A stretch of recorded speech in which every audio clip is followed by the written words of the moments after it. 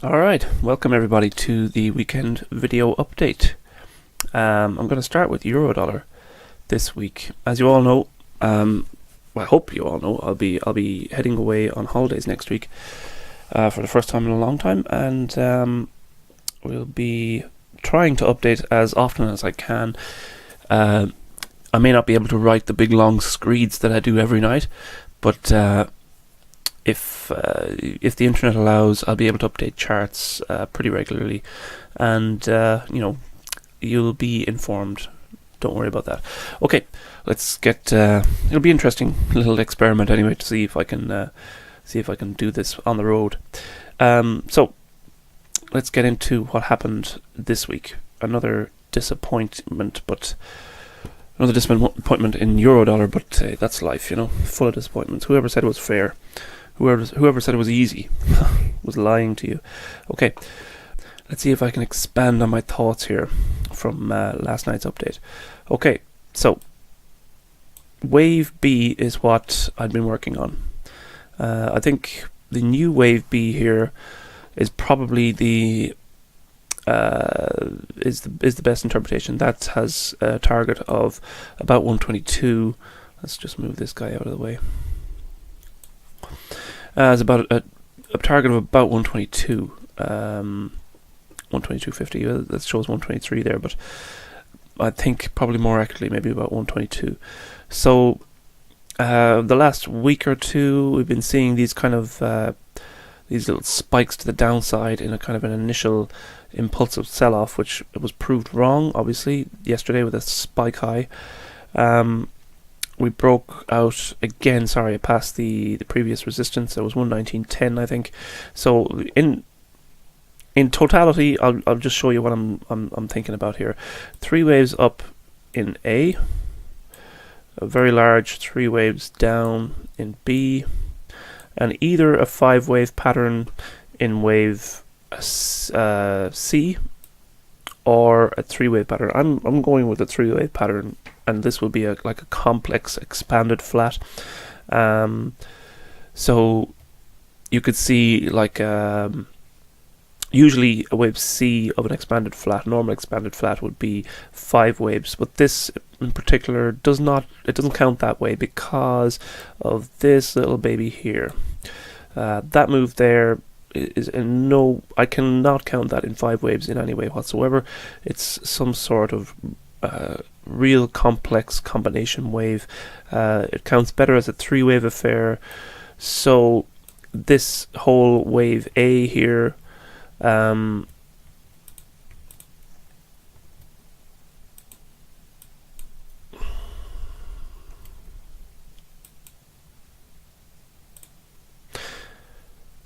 this whole wave A here is 3 waves. Now, wave B, again, is another weird little affair, but it's best to put wave B there because that's just the way that the wave has worked out, And wave C seems to be tracing out a 5-wave affair, like a 5-wave pattern. So we probably have 1, 2, 3, 4, 5, and then 3 and 4, and now 5. I'll go down into the 4-hour chart to illustrate that a bit better. Now I have an alternate count here of a 3-wave rise in wave within wave C, but I'm going to go with the 5 waves for the moment because that's it just counts the best way. It just counts clearer that way. So we had 5 waves up in wave 1, a 3-wave expanded flat in wave 2, another 5 waves up in wave 3, and a weird combination wave to the downside in wave 4. That's probably a triple combination, I think, if my memory serves me correctly. So that wave 4 there, on the longer term, that is key support. So that is 111.19. So from then we've had an extended wave 5. It's extended even further than I thought it would. So as has been the Eurodollar rally this year, it's extended far further than I thought it would. but that's the cards you're dealt, and that's the cards we have to play. So right, we've got wave 1 brown, wave 2 in brackets there in brown. This wave 3 high has been changed, so wave 3 again, by the very fact that this yesterday's high broke over wave 3 there, we now have to show wave 3 as an extended wave again. And wave 4, as I had been kind of intimating over the last week or so, that it had started to look more corrective than impulsive to the downside, and I was kind of getting worried about that 119.10 high. I think it was 118, was it 118.30 or something, the intermediate high. But the recent high was at 119.10, and as I was writing the analysis last night, it broke. I had probably an hour's writing done, and I had to come back and rewrite it all, and redo all the wave counts, so it was a pain in the bum, but that's life. So let's get down here to kind of analyze what's going on here, because there is another way of looking at the way that this has played out so far. So let's get down into the hourly chart here from the 4 hour, and let's get rid of that. So obviously this is what I was working with. It was a 1-2 structure to the downside. It looked really well on Wednesday evening there. We had a possible 3 waves up completed, and now what seems to have happened is 5 waves down in A, 3 waves up in B, another 5 waves down in what turned out to be wave C to complete wave 4. And now we have this 1, 2, 1, sorry, A, B, C, a real awkward. The only way to count this in an impulsive form is for this wave 2 here to be a real awkward running flat. So we have a short drop in wave A, a 3 wave rise in wave B to a new high, and then a 5 wave structure to the downside in wave C, and which completed higher than wave A. And these are just notorious. These running flats are notoriously hard to catch, while it's playing out. But that's just the way it worked out. And with this spike high yesterday, which traces out a clear 5 waves up from this low here yesterday afternoon, we now have a 1, 2, 3, 4, and wave 3, and a possible, if we get like a petering off on Monday, will probably form wave 4, and then to a new high of wave 5. And this 5 wave structure here, 1, 2, 3, 4, 5, that will complete wave 3, and then we should get a drift and another pop to a new high. And that new high, I expect, well, first of all, overall that will trace out overall that will trace out 1, 2, 3, 4, 5 waves up, idealized. And at that point we will again look for another turning point. But once we have a 5 wave structure here complete, that will complete wave 3 pink, and then we'll get a drift and another pop in wave 4 and 5. And you can never tell in advance of how this is going to work out, but it is possible again that this little jaunt to the upside could complete quite quickly. So let's see on Monday and Tuesday, early next week, see how this starts to unfold, because it could just form a few little extra blips to the upside, and that will be it. The target is still about 122, because that's where on the 4 hour chart, that's where the Fibonacci extension of wave 1 hits to complete to give a projection for wave B. So that's what we'll work with for the next for next week to unfold this larger pattern. So that's what we should watch out for in Eurodollar. Now that was a long one and winding, but let's get into pound dollar, which has worked out a little bit better. Yesterday we kind of got a little bit of a strange kind of pattern off the low here. I think the best way to count this wave down here, I'll go down to the 30-minute chart here and see. I think the best way to count this wave off, this decline off the wave 2 high, is as a 5-wave pattern, 1, 2, 3, probably a 4 here, and then an ending diagonal in wave 5. So a kind of it's a strange little wave. It's one to watch really, because it could indicate ending diagonals tend to kind of come at larger turning points, which might put this short-term 1-2 here in jeopardy. But right now you've got a pretty tight stop there. So if this count is correct, it's about 30 points or something like that. Is it? If this count is correct, then on Monday you should start to see a dip right. It should start threatening support there. Support here at 127.74. So, excuse me, my throat is going. If we get a break of 129.16, well, then we'll look for a larger rally in wave 2 brown in this alternative count here in wave 1 and 2.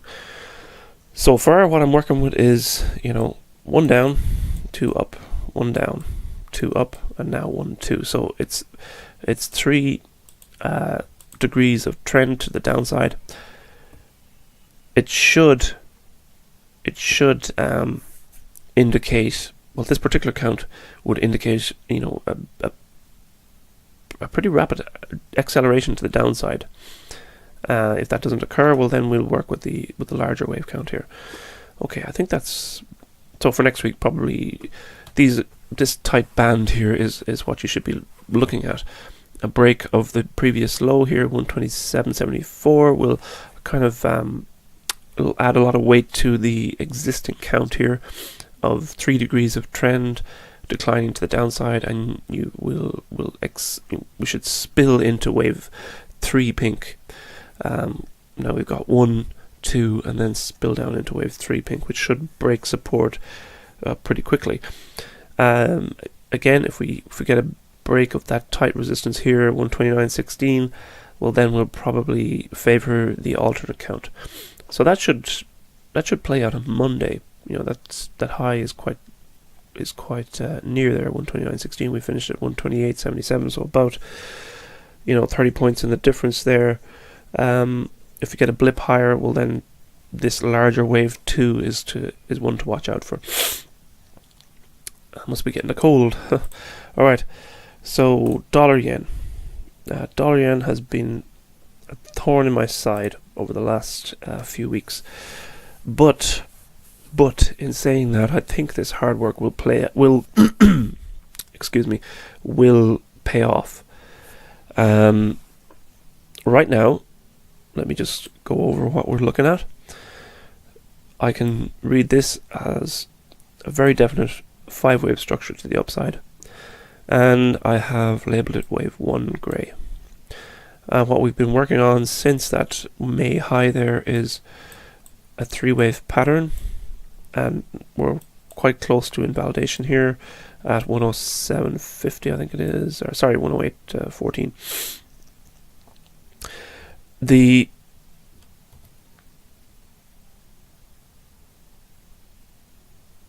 This 3-wave pattern here is what I'm calling wave 2, a flat correction to the downside. We had been getting these spikes to the upside, and that was again breaking support. The week before last, we got this lovely 5-wave pattern to the upside again, and again it broke support. So, although very marginally, it may indicate that the bias is changing to the upside. We got nice impulsive moves to the upside. If you were looking purely from a technical perspective, that's probably what you'd start to look for with regards to a turning market. We got the 200 period moving average here. That's probably going to continue drifting to the downside, just given the kind of prevalence of downside action in the last while. And if we get a break of price above that, that'll be another technical signal that we're getting a rally, or we're moving into a rally phase. But first of all, that good old support there at 108.60 must hold. The short-term count is quite hard to read. Off the low, let's get in there. Off the low, we could be seeing spikes of waves 1 and 2 up. We've got 3 higher lows there, as I've denoted with that dashed line there. That 3 higher lows again is causing like an RSI, a momentum shift to the upside again. We broke broke center lines on both the hourly chart and the 4-hour chart, but again, I need to see a 5-wave structure complete with a corrective decline from that. If this is working out as 3 higher lows in a kind of a bullish structure formation, well then early next week will decide that for us. We could get a 1 2 1 2 1 2 3 4 5 3 4, kind of this musical upward thrust. Again, what should we look for is a break of the previous high in an impulsive form. I can still count, that wave on Friday there on Thursday, Friday as a 5-wave structure. So if that is, that's exactly what we should look for. A break of that high, 109.84. We're sitting at 109.33 at the moment. This kind of trend line is one to watch as well. If we break through that trend line again, I'd kind of abandon this for the moment, especially if the previous high here was violated. That's at let's see, what is that at? That we've got about 108.85. Call it 108.80. If 108.80 is broken, that'll ruin the upward higher lows scenario. So for early next week, that's what you need to watch. The question is this structure here going to break out and unfold into 5 waves? So what we should see is 1 2 3 4 5, and then the corresponding waves 4 and 5 for those 2 spikes. First thing to look for, break 109.84. And it should break in a good way. It should break in a pretty impulsive fashion to bring us up, towards that previous resistance at 111, kind of 111.05. If we get a crack through 111.05, well then that will shift in a positive. That'll shift the structure in a positive move. And again, I want to see 5 waves up and 3 waves down. So for next week, this is kind of like a hands off for me. I won't be trading next week anyway, but this should take over a week to play out a kind of a larger 1-2 pattern to the upside. Okay, so that's dollar yen. Let's see what stocks have. MetaTrader, why are you updating? It's Saturday morning. Okay, yesterday we had a funny little bit of action here. Well, then again, yesterday evening did bring some funny action. Some big player came into the market, saw an opportunity in euro anyway, and drove it higher against everybody's what everyone was expecting. Right, what I'm showing here is a kind of a wedge decline into wave 1, a leading diagonal, and then a 3-wave pattern off that.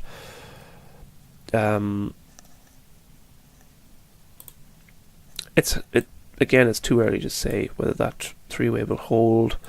It was very close to breaking there, within about 10 points of breaking the high. Again, I'm using. I had some questions about this. My platform is IG. I trade through IG, and they do CFDs. That's contracts for difference, and they do spread betting. So these instruments are kind of representations of the cash market. They're derivatives of the cash market. They're not the actual cash price. So that might throw some of you off with my highs and lows here. There are always a few points in the difference. But the pattern is what you need to watch. It has never caused any problem really for me regarding a kind of breaks of key resistance or anything like that. And I always do double check my patterns with the cash market just to kind of make sure that the pattern is holding up rather than me telling you something that doesn't bear true in the cash market. Right. With that little note complete, we did see another spike to the downside on Friday, which was interesting, I thought, because it came off a 3-wave pattern, possible expanded flat, and it came from resistance. So we didn't break resistance, and we had the price really impulsively moved to the downside, and it lost. Let's see, what was it? High about 120 or 21,900, into the close at 128. It lost about 100 points, without answer, and that to me, may well signal that we've got another turn on our hands. Let's go back to the actual pattern that I'm playing with here off the high.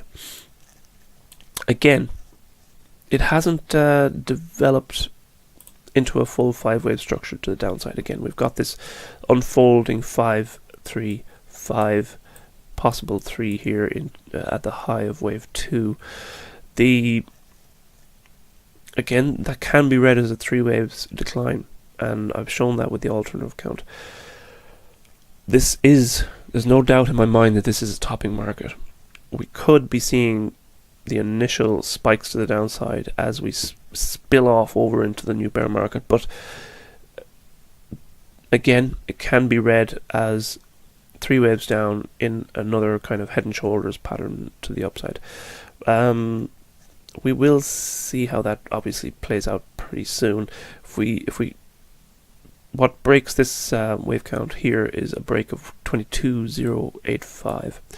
I'll have to find out what that means in the cash, but on my charts it's the previous wave 2 in grey there. So I'm showing 22,085. It's probably 2270 or 80 on the cash. For next week, I want to see how this wedge and expanded flat here play out. So far so good off the high. We've got a nice little dip to the downside. We get a break of the wave 1 blue here at 21,770. Then again, we're game on. Let's see what the momentum situation is here. Now, I've mentioned this on the nightly updates. This is the 4-hour chart, and that's the 200 period moving average here. We did get a spike down through it, and we're meeting resistance pretty much on the 200 period moving average there. Another impulsive break of the 200 period moving average, and a kind of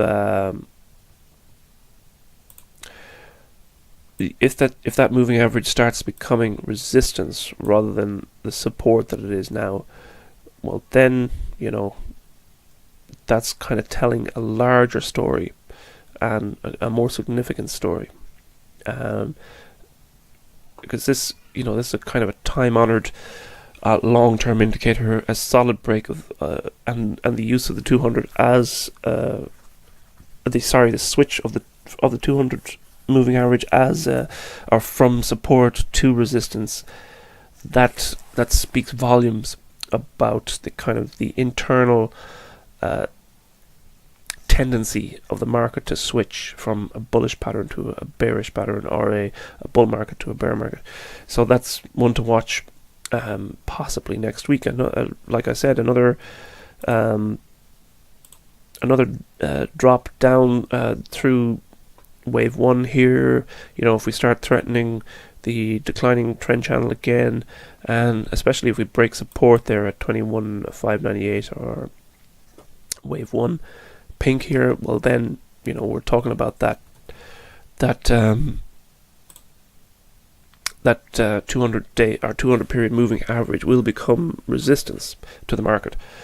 So that's another one to watch. And you see here on the 4-hour chart also is this upward trend channel was broken to the downside, and even on the high of last was it Tuesday, the wave 2 high here, that wave 2 high was pretty much bounced off that lower trend line there, you could call it, and has stayed below it since. So these are kind of larger kind of momentum and technical indicators that threaten the bullish uptrend, and that's what I'm kind of watching for the moment.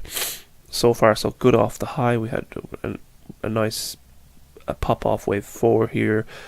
The wave count served us well in turning to the downside, and now let's see how it serves. It's kind of like critical moment here.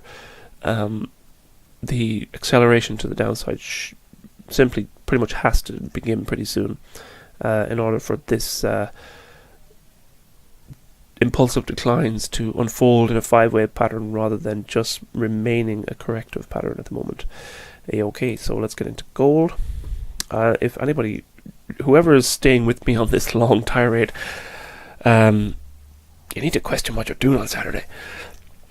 But we're on gold now. We're on the end. We're at the end of it. So I placed this marker here as the cash low for Friday. So that was 1281. There was a spike lower. Someone threw some money into the gold market, obviously, to try and sell it, but it bounced pretty high off the. There was a swing of about $20. Excuse me. And we were looking at this price compression over the last couple of days, and with every compression comes some sort of violent reaction to it. No market likes to stay, in a kind of compressing mode for very long, and that proved true here. We had an initial count calling this a possible wave 4 in pink, but I've changed that given yesterday's action, because of that spike low kind of created a 3-wave pattern. Let's see if I can draw better. We call that A. Call this triangle wave B, in A, B, C, D, and E, and then another spike down in C. So we completed a 3-wave pattern in what counts better as a wave 2. And definitely the very impulsive rebound off that low, that in the cash market 1281.30, the impulsive rebound off that low definitely created a kind of how would you say, a more bullish bias to the current trend. So now what we have a wave 1 blue, wave 2 blue, wave 1 brown, wave 2 brown, wave 1 pink, wave 2 pink. We can see the kind of the price range is contracting between wave 1, wave 2 and wave 1, and now wave 2 again. So we've had this compression again in price at a larger degree, and I am as close to certain as you can get that this wave count is, this market is about to burst higher in an impulsive 5-wave move to the upside, which should see it. It could see it break 1400 in short order in like a couple of weeks. So we've got a 5-wave move in wave 1 pink, a 3-wave move in wave 2 pink, and a nice impulsive bounce off the to the upside. Any correction on Monday will be viewed as that, just a correction, and 1281 in the cash market should hold, and we should see a further break of previous highs. So 1300, a break of 1300 again, and we are on for wave 3 of wave